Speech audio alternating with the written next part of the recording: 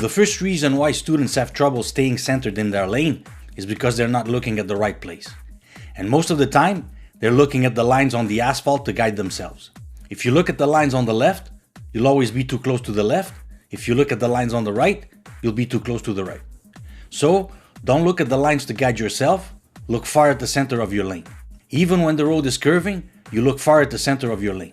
Try to draw yourself an imaginary line that goes from the asphalt to the sky and look there at the level of the horizon. Of course, you're not going to be staring only there. Staring is one of the most common problems with student drivers. You need to look everywhere, but only fractions of a second, and your eyes keep returning over there so that you can stay centered.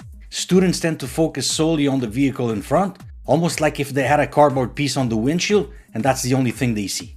So when the vehicle in front drifts, they drift with them. So just keep looking far ahead at the center of your lane.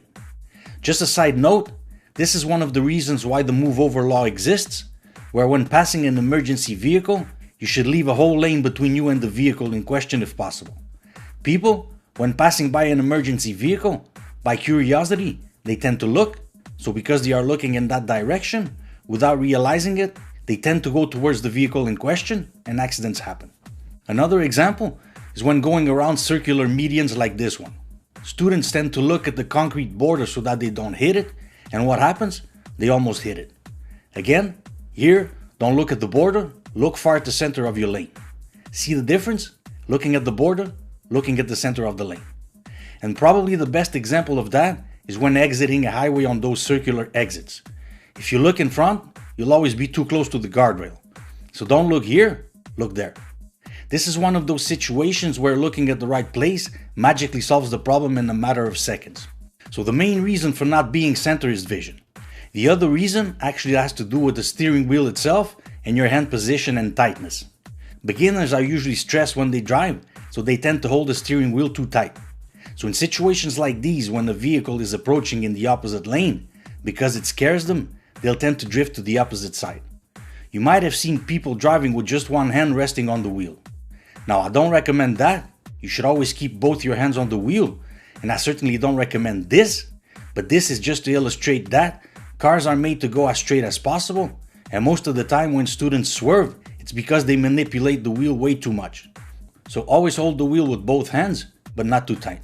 It also happens a lot when there are physical obstacles like concrete blocks or ramps.